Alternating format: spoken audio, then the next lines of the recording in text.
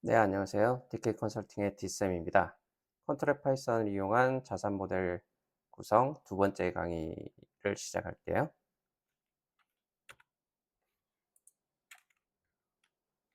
오늘의 주제는 평가 대상 고정금리 이표 채권에 대해서 소개를 가장 먼저 진행을 할 거고요.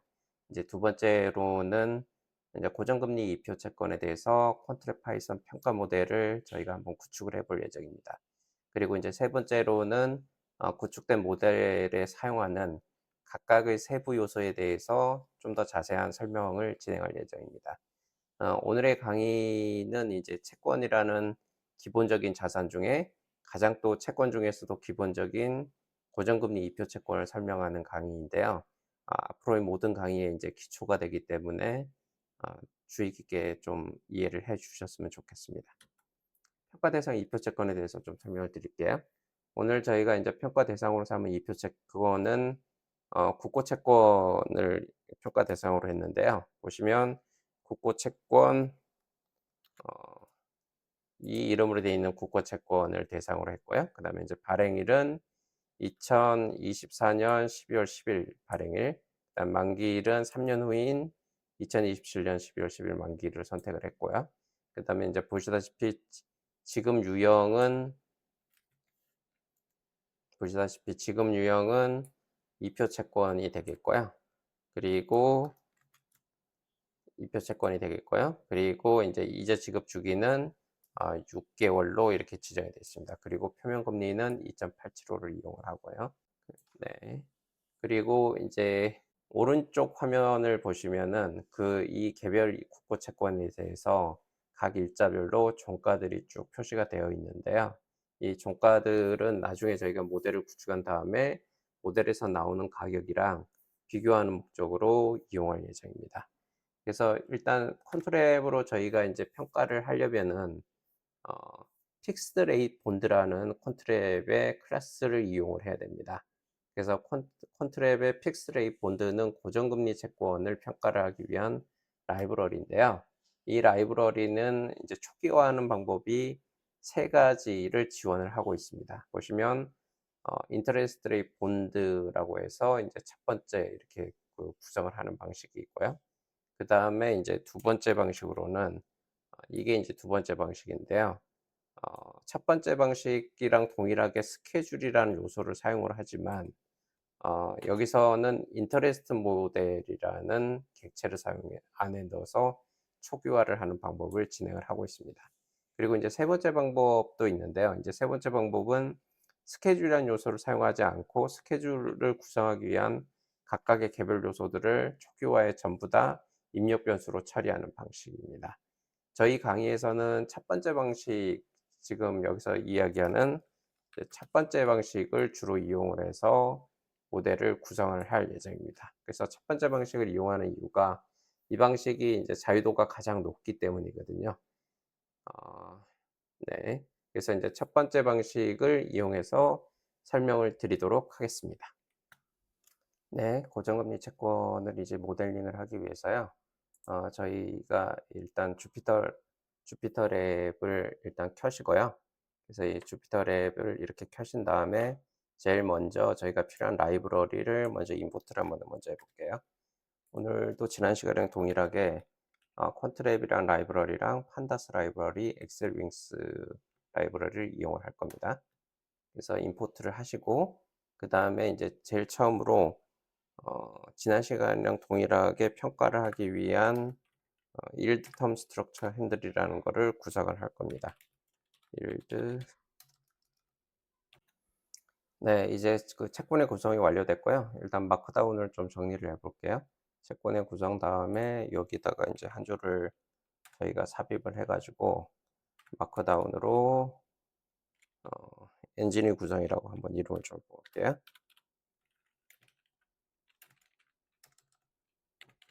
엔진의 구성이라고 이름을 주고요.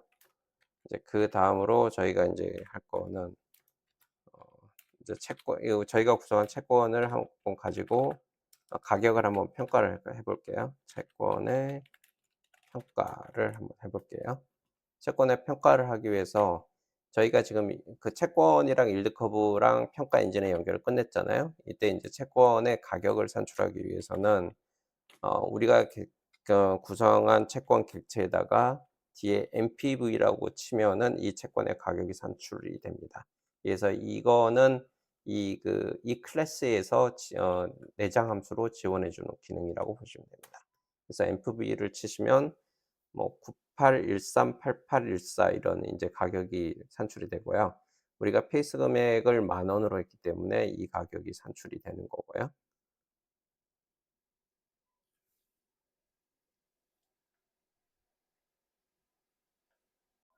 네. 일드 텀 스트럭처 핸들이라고 일단 마크다운으로 입력을 했고요. 그리고 인제 일드 텀 스트럭처를 구성을 하기 위해서 인제 컨트랩 내부에서 평가 일자가 필요하잖아요. 그래서 일단 발데이트를 지난 시간이랑 동일하게 2025년 8월 말로 발데이트를 지정을 했고요. 이거를 인제 QL 세팅 어 인스턴스 이발루에이션 데이트라는 거에 인제 발데이트를 입력해서 컨트랩 내부에서 평가일을 발데이트로 지정하는 작업을 구성을 했습니다. 그리고 일단 이자율을 아주 처음에는 단순하게 좀 모델을 구성을 하기 위해서요. 일단 0.03% 라고 한번 정의를 해 보고요. 이거를 어 심플 쿼터라는 거에 한번 연결을 해 볼게요. 심플 심플 쿼터라는 거에 연결을 하고 여기에 우리가 지정한 R 값을 쓰시면 됩니다. 그래서 콘트랩은 그 파이썬 그 일반적인 파이썬에서 R이라고 지정을 한다고 하더라도 바로 인식을 하지는 못합니다. 그래서 이걸 인식을 하기 위해서는 심플 쿼터라는 거에 연결을 해 두고 그 값을 바꿀 때는 나중에 이런 식으로 바꾸시면 됩니다. RQ 하고 set value라는 거를 써 주시고요. 그리고 값을 넣어 주시면 0.04 이러면 이제 저희가 RQ가 4%로 변경을 되는 거를 알 수 있습니다. 네. R 언더바 Q 점 value 하면 이렇게 나오는 거를 보실 수 있습니다. 네. 그래서 이제 필요 없는 건 지우시고요. 그래서 심플 쿼터 값을 심플 쿼터에 연결하고 그 심플 쿼터를 나중에 아래서 보는 것처럼 쿼터 핸들로 다시 연결을 합니다. 쿼터 핸들로 다음과 같이 연결을 하는데요. 그래서 이 쿼터 핸들이라는 거는 어떤 역할을 하냐면은 심플 쿼터로 값을 바꾸고 그 값을 핸들러로 이제 콘트랩에 전달하는 기능을 합니다. 그래서 저희가 직접 이걸 설명을 하는 것보다 저희가 일드 커브를 하나 만들어 볼게요. 일단 리스크 프리 커브라고 다음과 같은 일드 커브를 하나 만들어 볼 건데요.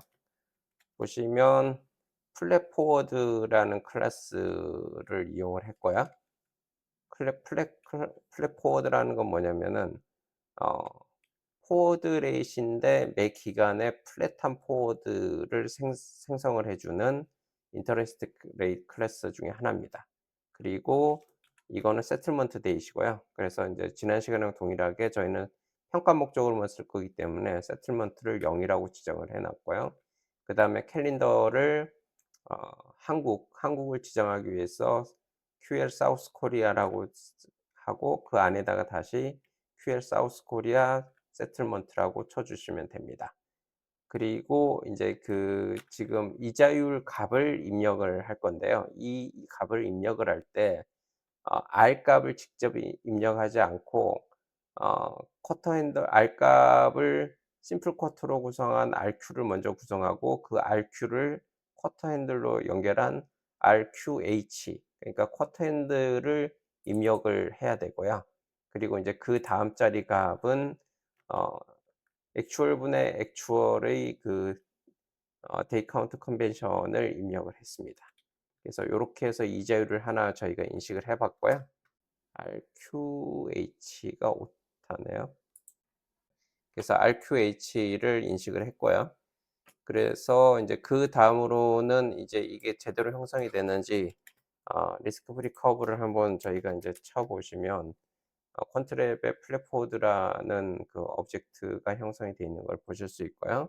그래서 요거를 지난 시간에 yield term structure 핸들을 사용해서 yield term 그 지금 평가 모델로 연결했잖아요. 그거랑 동일하게 하기 위해서 yield 핸들을 이렇게 QL yield term structure 핸들에다가 우리가 구성한 리스크 프리 커브를 연결을 해 주시면 됩니다. 그리고 인제 이걸로 인제 yield term structure 핸들의 구성은 완료가 됐고요. 여기서는 지금 보시면은 어떻게 한 거냐면 3%의 플랫한 U를 가지는 리스크 프리 레이스를 구성해서 이거를 yield term structure 핸들로 연결을 했다고 보시면 됩니다.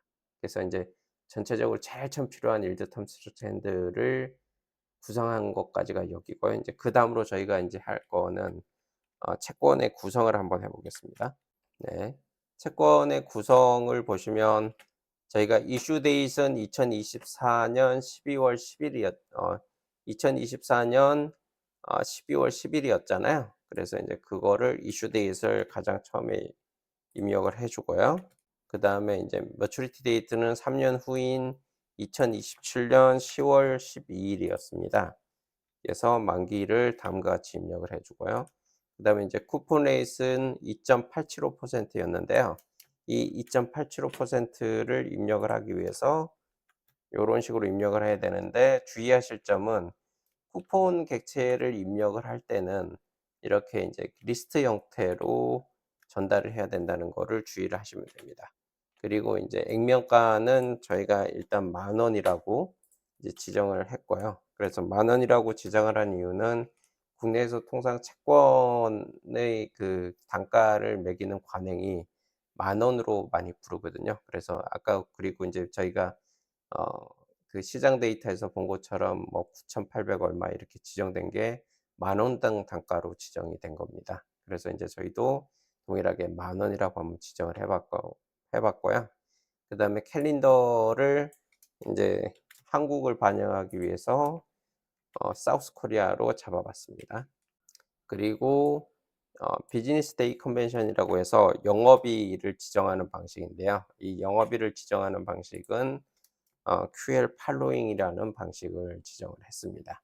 네. 그래서 이 세부 내용이 인제 뭐 사우스 코리아가 뭐고 팔로잉이 뭐고 이런 내용은 일단 채권을 먼저 구성을 한 다음에 그 구성 요소에 대해서 좀 설명을 드리도록 하겠습니다. 네. 그리고 인제 채권을 평가를 하기 위해서 가장 처음에 인제 필요한 게 저희가 인제 세틀먼트 데이트라는 게 필요하고요.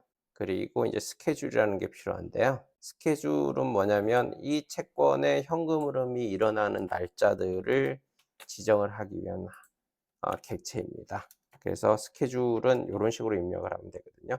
그래서 스케줄을 입력을 할 때는 이슈 데이트 그러니까 시작일, 그다음에 몇 데이 종료일, 그다음에 그 기간 사이의 간격, 날짜를 일으킬 간격. 저희는 지금 6개월 이표체를 일으킬 거기 때문에 QL 피리어드라고 치시고 QL 세미 애뉴얼이라고 치시면 되고요. 그다음에 저희가 사용할 캘린더 QL 사우스 코리아죠.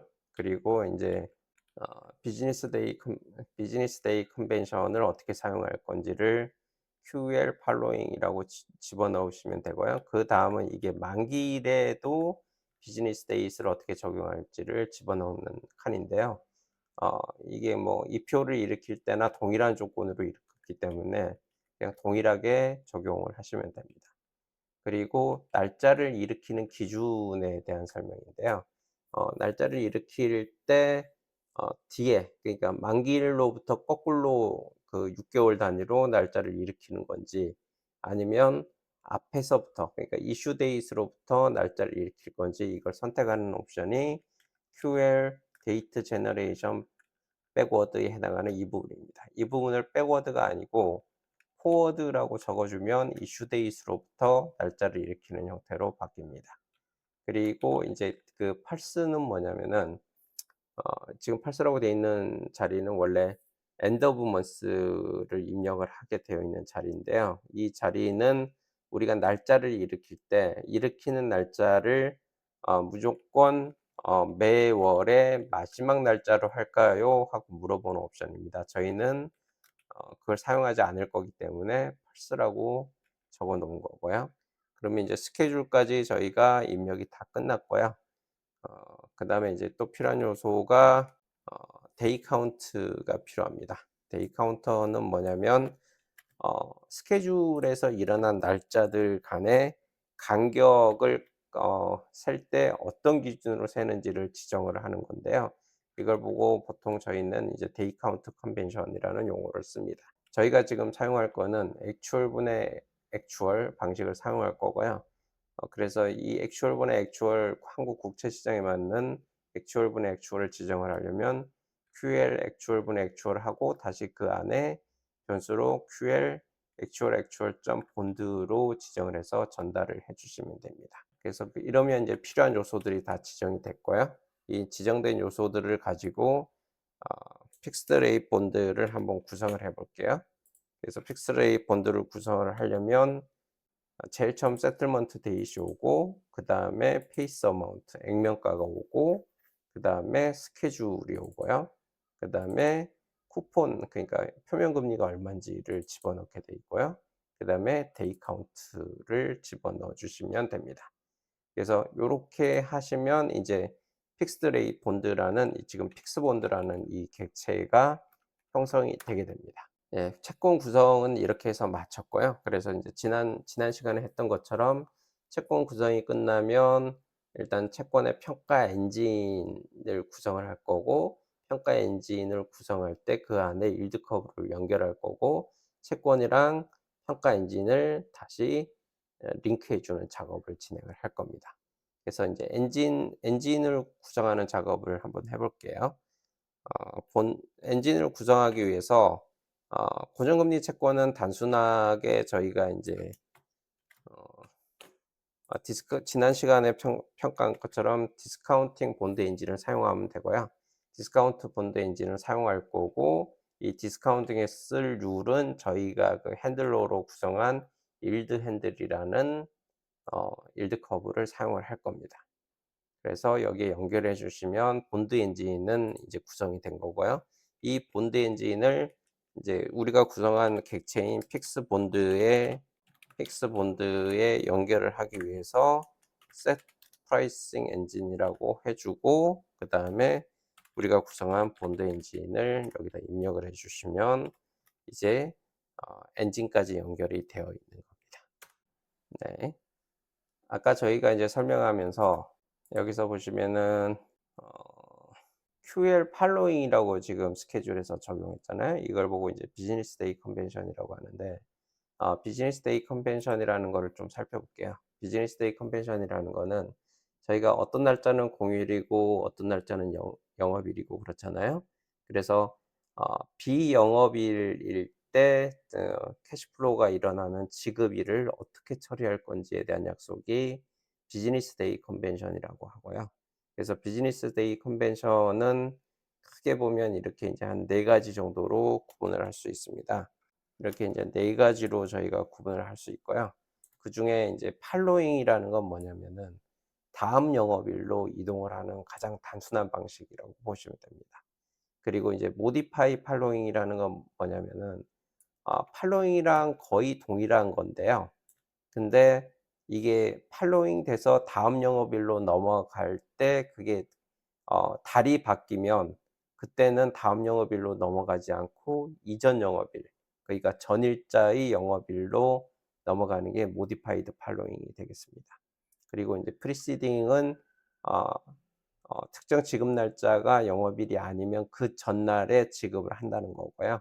그다음에 unadjusted는 상관없이 그날이 비영업일이라도 그 날짜에 지급하는 걸로 가정을 한다는 겁니다. 그래서 크게 이렇게 4 가지가 있는데요. 저희가 인제 채권에서 사용하는 방식은 보통 팔로잉 방식을 많이 사용을 하게 됩니다.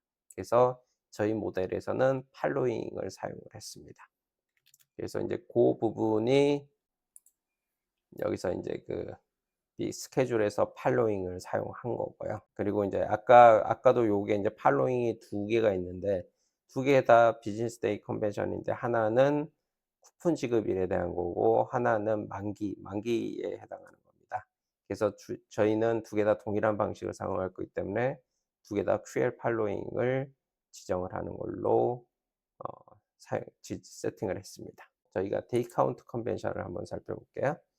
데이 카운트 컨벤션을 저희가 이제 모델을 할 때 사용한 거는 요거를 사용하지 않았습니까? 그래서 보시면 액추얼 분의 액추얼 가로 열고 QL 액추얼 분의 액추얼 본드를 지정을 했습니다. 그래서 요 내용을 세부 내용을 좀 더 한번 살펴볼게요. 그래서 그 액추얼 분의 액추얼은 크게 보면 이렇게 이제 두 가지가 있습니다. 액추얼 분의 액추얼 이스다라는 게 있고요. 그다음에 액추얼 분의 액추얼 본드라는 게 있습니다. 그래서 채권을 할 때는 액추얼 분의 액추얼 본드라고 쓰시면 되고요. 액추얼 분의 액추얼 이스다는 요거랑 그 사이 기간을 적용을 할 때 약간 방식이 다르다고 보시면 됩니다. 그래서 그 차이점에 대해서는 저희가 인제 나중에 링크로 제공을 해 드릴 이 문서에 보시면 예시를 통한 차이점이 쭉 설명이 되어 있습니다. 그래서 궁금하신 분들은 이걸 읽어 보시면 되고요. 인제 간단히 설명을 드리면 이런 식으로 하시면 됩니다. 그래서 어 우리가 쓰려고 하는 QL 액추얼 분의 액추얼 본드는 쿠폰 기간의 일수와 연간 쿠폰의 횟수 이걸 가지고 하는 방식이고요. 요거는 각 그 연도에 해당하는 날짜를 계산하고 그 각 연도가 실제로 액추얼하게 전체 기간이 365 인지 366 인지 이걸 계산해서 반영하는 방식이라고 보시면 될 것 같습니다. 다음으로 저희가 또 설명을 드릴 거는 세틀먼트 데이에 대해서 한번 설명을 해 드릴게요. 저희가 세틀먼트 데이트를 어디에 썼냐면 어 채권의 제일 처음에 이 세틀먼트 데이트라고 저희가 인제 요렇게 세틀먼트 데이트라고 지정을 해서 입력 변수로 전달했습니다. 그리고 저희가 사용한 세틀먼트 데이트는 0이란 값을 사용을 했고요. 그래서 제가 설명을 드리면서 저희가 왜 세틀먼트 데이트를 0이라고 썼냐면 "우리는 평가만 할 거기 때문에 0이라고 썼다." 이렇게 말씀을 드렸습니다. 그래서 인제 고 이유를 좀 더 이제 자세히 설명드려 볼게요. 그래서 세틀먼트 데이트는 언제냐면 이 안에서 이자가 발생하고 그다음에 인제 세틀이 일어나는 기준 일자라고 보시면 됩니다. 그래서 예를 들어서 세틀먼트 데이트를 0이 아니고 2 라는 날짜를 입력을 하면 세틀이 현재 기준으로 이 영업일 이후에 일어나는 거고요. 이 영업일에 일어나기 때문에 채권의 가격을 평가하는 게 현재 시점이 아닌 현재보다 이 영업일 뒤인 세틀먼트 데이 기준으로 채권의 가격이 산정이 되어 있습니다. 그래서 왜 이렇게 하느냐 하면은 저희가 거래를 할 때는 오늘 저희가 계약을 하더라도 이게 세틀이 이틀 후에 하게 되면 저희한테 필요한 건 이틀 후의 가격이 중요한 거잖아요, 거래상. 세틀먼트 데이트를 별도로 입력을 하게 되면 그 세틀먼트 데이트의 가격이 산출되도록 컨트롤 앱은 구성이 되어 있습니다. 그래서 실제로 트랜잭션을 할 때는 이 세틀먼트 데이트이 중요한데요. 저희는 지금 평가 목적으로 사용하기 때문에 현재 평가 시점의 가격을 현재 일자를 기준으로 해야 됩니다. 그렇게 하려면 세틀먼트 데이트를 0 이라는 널 값을 주게 되면 시스템이 인제 그걸 이제 현재 시점을 기준으로 어 그 채권의 가격을 산정을 하게 되어 있습니다. 보시면 요 밑에 1 번, 2 번, 3번 이렇게 쭉 나와 있잖아요. 그래서 제공해 드린 자료를 읽어 보시면 될 것 같습니다. 또 우리가 평가 모델에서 사용한 게 캘린더를 저희가 사용했잖아요. 그래서 QL 사우스 코리아라고 사용을 했는데 저희가 QL 사우스 코리아를 사용을 한 게 이 채권 구성에서의 여기서 보시면 캘린더에 QL 사우스 코리아를 하나 사용을 했었고요. 그리고 인제 저 위쪽에 보시면 일드 커브를 저희가 형성을 할 때 여기서 QL 사우스 코리아를 사용을 했습니다. 근데 두 개가 아까 채권을 구성할 때는 QL 사우스 코리아하고 인제 가로 안에 아무것도 없는 걸 사용했는데 여기는 보시면 QL 사우스 코리아에 가로 열고 QL 사우스 코리아 세틀먼트라고 다른 값이 지정되어 있습니다. 이제 그 내용에 대해서 좀 설명을 드릴게요. QL 사우스 코리아를 보시면 어 QL 사우스 코리아, 그러니까 사용할 수 있는 거는 QL 사우스 코리아를 사용을 할 수 있고요. 그다음에 QL 사우스 코리아 세틀먼트, 지금 여기 있는 QL 사우스 코리아 세틀먼트, 이걸 사용을 할 수 있고요. 그다음에 인제 또 한 가지 사용할 수 있는 게 아 네, QL 사우스 코리아 KRX라는 걸 사용을 할 수 있습니다. 그래서 QL 사우스 코리아라고 지정을 하면 어떻게 되냐면은, 지금 이 QL 사우스 코리아라고 지정을 하게 되면, 이렇게 지정을 하게 되면 이거는 뭐랑 동일하냐면 QL 사우스 코리아하고 가로 열고 QL 사우스 코리아 KRX랑 동일합니다. 이거는 뭐냐면은 영업일을 계산을 할 때, 아 캘린더를 계산을 할 때 영업일을 계산하는 캘린더를 한국증권거래소에서 관행으로 사용하는 캘린더를 사용하겠다는 의미가 되어 있습니다. 그래서 요거는 보통 공휴일을 포함을 하고요. 그다음에 뭐 임시 공휴일도 포함을 하고요. 그런데 인제 특징적인 건 뭐냐면, 증권 폐장일이 있잖아요. 보통 보면 연말에 인제 폐장일이 있는데, 이 연말 폐장일을 어 포함되고 있는 게 QL 사우스 코리아입니다.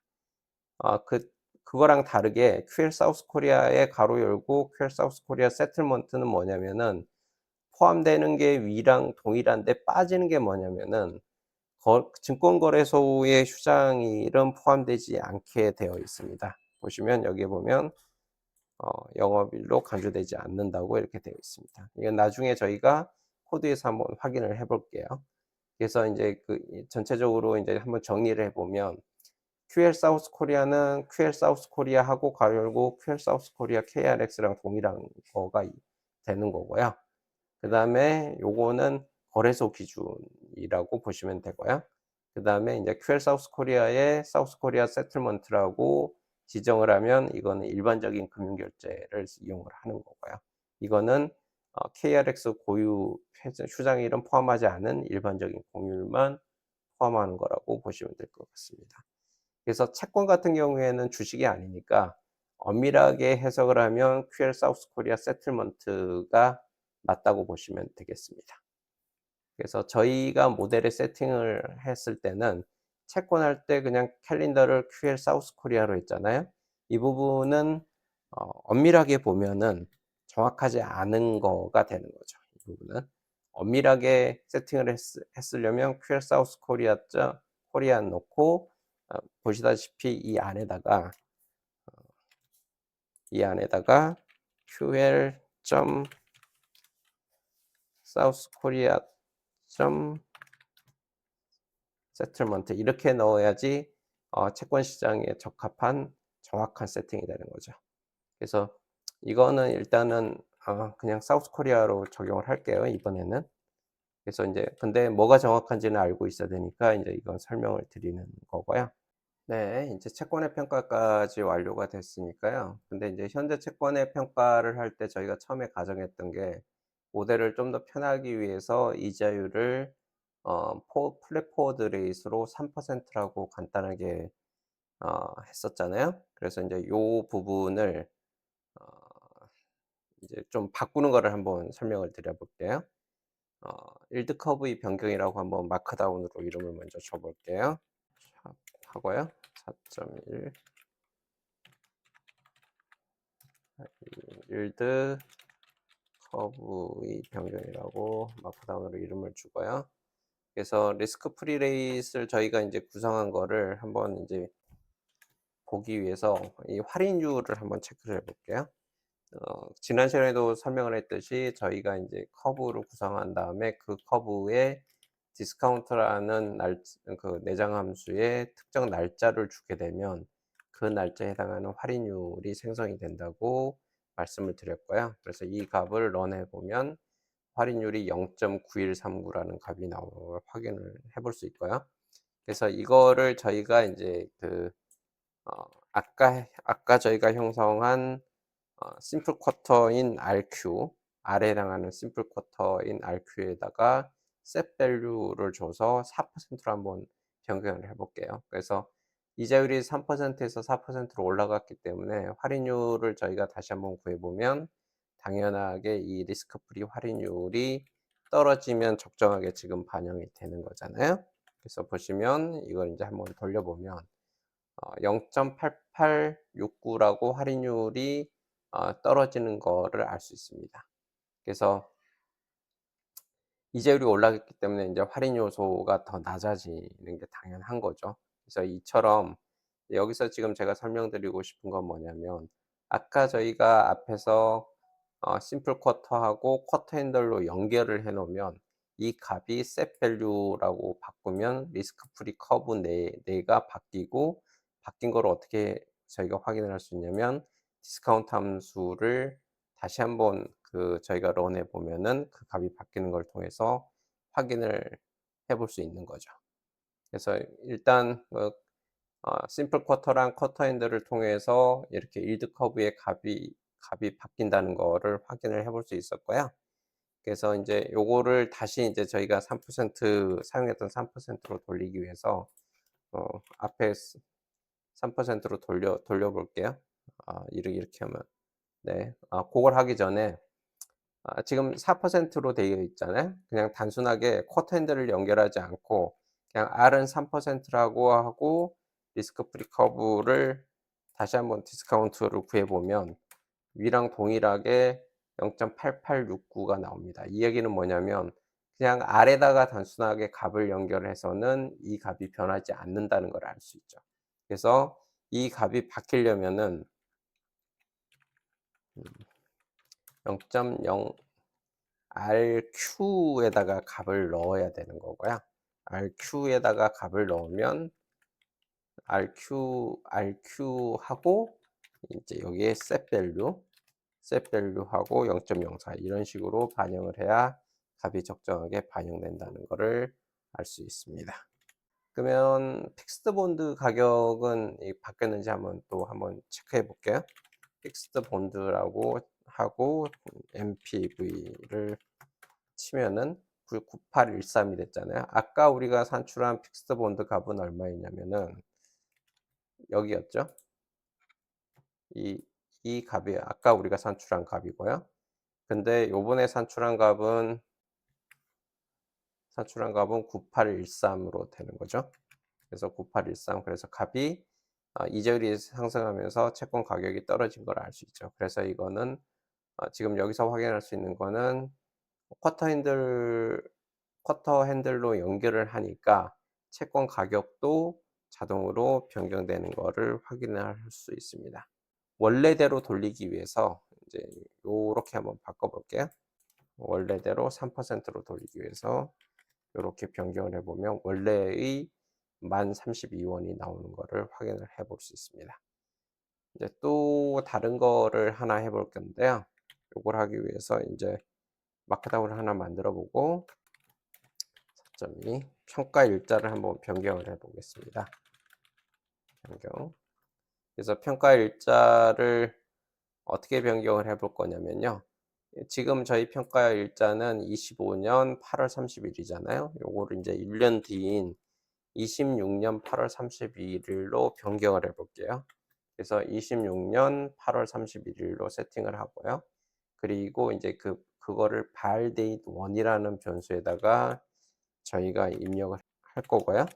그래서 이 발데이트 원을 어 컨트랩의 이밸루에이션 데이트로 하기 위해서 이제 이렇게 코드를 반영을 해 줬습니다. 그리고 나서 인제 픽스 레이트 본드의 인제 가격을 한번 구해 볼게요. 에러가 냈네요. 여기 소문자네요. 그래서 인제 픽스 레이트 본드 MPV를 다시 한번 구해 보면 보시면 아까는 1032원이었잖아요. 지금 1045원으로 가격이 변해져 있음을 알 수 있습니다. 그리고 이게 인제 이 채권의 인제 밸류에이션 데이트이 1년 뒤로 바뀌어 있는 걸 알 수 있고요. 네, 그래서 평가 일자는 이런 식으로 변경을 하면 되고요. 다시 평가 일자를 우리가 원하는 발데이트로 한번 바꿔 볼게요. birthday는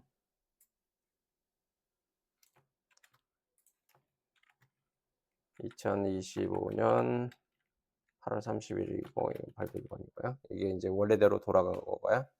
그래서 저희가 이제 구성한 채권의 이제 다음 항목으로 현금 흐름을 한번 체크를 해 볼게요. 네, 현금 흐름을 검증을 하기 위해서 다음과 같은 함수를 한번 구성을 해 볼게요. 자, 요게 이제 현금 흐름을 구하기 위한 코드인데요. 보시면 이 데이트라는 리스트는 결과를 담기 위해서 저희가 이제 그 리스트를 초기화해서 선언을 한 거고요. 그 다음으로 이제 저희가 픽스드 본드의 캐시 플로우라는 그 함수가 있습니다. 이 캐시 플로우라는 함수를 하게 되면 각 일자별의 현금 흐름이 CF로 각각 리스트 형태로 지금 생성이 되게 되고요. 그래서 이렇게 픽스 본드 캐시 플로우 하면은 이게 리스트 형태로 되어 있고, 이 리스트 중에서 하나의 그 캐시 플로우를 CF로 담아내기 위해서 for 루프를 지금 돌리고 있고요. 그래서 그 CF에다가 컨트랩에 S 픽스드 레이트 쿠폰이라는 함수를 집어넣으면 CF1에서 이런 다양한 요소들을 산출해내는 기능이 있습니다. 그래서 보시면 이렇게 QLSPX 픽스드 레이트 쿠폰이라고 하면 각각의 쿠폰에 해당하는 세부 정보들이 CF1에 담기게 되고요. 그래서 CF1에 담기는 자료들은 그 날짜, 그다음에 기산일, 그다음에 그 기산 종료일. 기산일이라는 건 이자 계산 시작일을 이야기하는 거고요. 그다음에 기산 종료일이라는 건 이자 계산 종료일을 이야기합니다. 그다음에 CF1의 accrual days는 불이일수, 그러니까 이자 계산 일수, 그다음에 CF1의 accrual period는 연으로 환산한 이자 일수, 이자 불이익 기간이라고 보시면 되고요. 그다음에 CF1의 rate은 이자율, 그다음에 CF1의 amount는 금액, 그다음에 CF1의 nominal은 액면가, 그다음에 이제 데이 카운트, 어떤 데이 카운트를 적용했는지, 그다음에 이자율은 얼마가 적용됐는지, 이런 요소들이 쭉 산출을 하게 되어 있습니다. 그래서 어 요런 코드를 통해서 통하면 이 세부 내용이 데이터에 어펜드가 된 다음에요. 이 어펜드 된 게 밑에 그 데이터 프레임으로 해서 생성을 할 수 있게 제가 만들어 놨거든요. 그래서 이 데이터 프레임을 한번 구성을 해 보면 이렇게 이제 날짜별로 우리가 보시면 2025년 6월 10일, 그죠? 6월 10일 이잖아요. 이게 이제 첫 번째 이 채권의 이슈가 2024년 12월 10일 이었거든요. 2024년 12월 11 일부터 기산을 해서 2025년 6월 10 일까지 이자가 182 일이 계산이 됐고요. 그래서 이게 연으로 환산하면 0.5 년에 해당하는 거고요. 쿠폰 금리는 2.85가 해당됐고, 그래서 발생한 금액이 143.75 원이고요. 그때 계산할 때 노미널 금액은 10,000원이 적용됐고요. 그래서 이 현금 흐름이 일어난 날짜는 2025년 6월 10일이다. 요렇게 되어 있습니다. 그래서 이런 그 각각 캐시플로우가 일어나는 세부 정보들이 보여준다고 보시면 될 것 같습니다. 그리고 요게 이제 첫 번째 쿠폰이고요. 그 제일 마지막 날짜를 한번 보면 2027년 12월 10일은 날짜가 두 개가 있습니다. 그래서 11번, 12번 날짜가 있는데, 이 날짜가 두 개 있는 이유는 뭐냐면은 첫 번째 날짜는 쿠폰에 해당하는 날짜고요. 두 번째 날짜는 원금에 해당하는 날짜입니다. 그래서 원금에 해당하는 날짜에는 기산일, 종료일 이런 값들이 안 붙어 있고, 이자 계산 일수도 안 붙어 있는 걸 알 수 있습니다.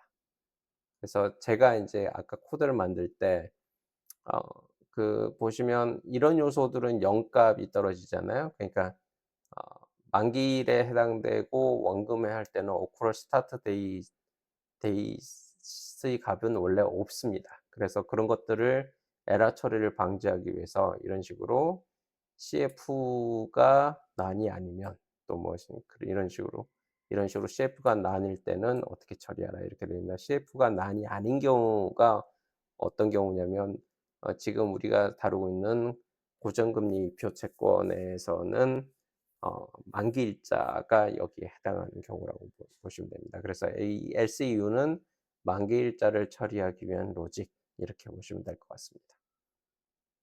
그래서 요렇게 이제 데이터 프레임을 형성을 해 보면 이 채권들이 각각 어느 날짜에 얼마만큼의 이자 불이가 돼서 현금 흐름이 발생하고 있는지를 확인을 할 수 있습니다. 네, 그래서 금액을 구하시고 싶으면 이 어마운트를 구하고 싶으시면 이렇게 구하시면 됩니다. 여기서 보시면 이 노미널 값, 네, 이 노미널 값에다가 아, 레이트 쿠폰 금리를 곱하고 어쿠럴 피리어드를 곱해주면 어마운트 값이 나오게 됩니다. 그래서 이렇게 해서 이제 저희가 검증을 해볼 수 있는 거죠. 네. 그리고 이제 좀 더 넘어가 보면요. 그러면 이 0.5라는 거는 어떻게 계산된 건지 한번 저희가 한번 해볼게요. 그래서 저희가 데이 카운트를 뭘 썼냐면 액추얼 분의 액추얼을 사용을 하고 가로 열고 그 안에 이제 액추얼 세틀먼트를 사용을 했습니다. 그래서 이제 그걸 사용을 했기 때문에 사용한 데이 카운트를 이용해서 첫 번째 날짜 있잖아요. 이게 보시면 어쿠럴 스타트가 2024년 12월 10일이고 어쿠럴 엔드가 2025년 6월 10일이잖아요. 그래서 그 두 날짜 사이에 연으로 표시된 불이 기간을 산출하는 함수는 요렇게 산출하시면 됩니다. 그래서 데이 카운트를 입력을 하시고 그 뒤에 이어 프랙션이라는 함수를 구하면 이게 연으로 환산된 각각의 데이 카운트가 반영된 두 기간 사이의 기간을 표시를 해 줍니다. 그래서 요거를 이제 엔터를 쳐 보시면 아까 우리가 봤던 값이랑 동일한 0.5가 동일하게 산출되는 거를 알 수 있습니다. 이제 저희가 현금 흐름은 검증을 해 봤고요. 그래서 이제 현금 흐름을 검증한 김에 저희가 NPV를 산출했잖아요. 그 NPV 값이 적정한지를 저희가 한번 또 검토를 해 볼게요. NPV를 검토하기 위해서 또 이제 캐시플로우를 이용을 할 건데요.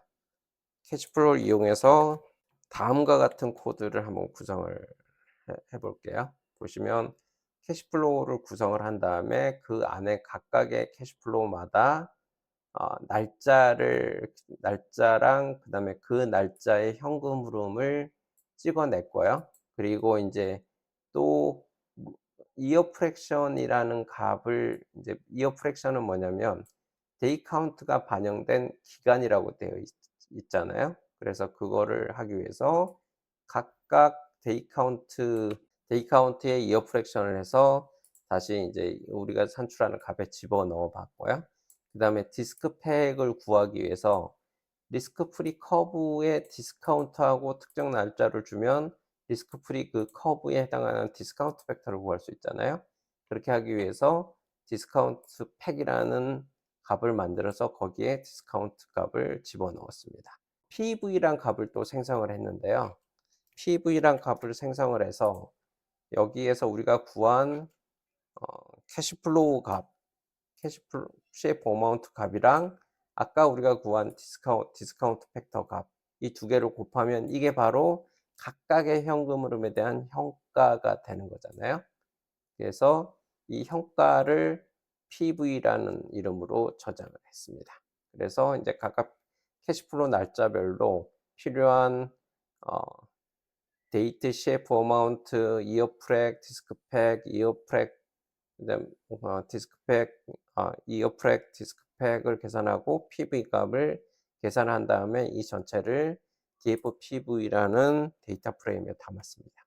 그래서 이렇게 담아서 런을 해 보시면 이렇게 각 날짜별로 그래서 2025년 6월 10 일부터 지금 날짜가 나오는데 그 이유는 날짜가 우리 평가일 이후 그러니까 2020 평가일 이후 날짜들만 PV 값이 요렇게 지금 산출이 되는 걸 알 수 있습니다. 왜냐하면 전에 해당하는 값은 어 혈인 현가 요소가 없기 때문에요. 예 0 처리된다고 보시면 되겠습니다. 그래서 전체적으로 향후 남아있는 캐시플로우의 각 캐시플로우의 현가값들이 이렇게 쭉 산출이 되고요. 그러면 이 전체 NPV를 저희가 체크하기 위해서 요렇게 DFPV에 어 PV라는 이 열의 값을 썸을 한 거의 값이랑 그다음에 우리가 구한 픽스 본드의 NPV 값이랑 차이를 한번 봐 보시면 이렇게 0 이란 값이 떨어지는 걸 확인을 할 수 있습니다. 결국은 뭐냐면 이 방식으로 이 각각의 캐시플로우를 구해서 썸을 한 값이나 내장 함수에서 제공해 주는 NPV 값이 동일한 거를 알 수 있습니다.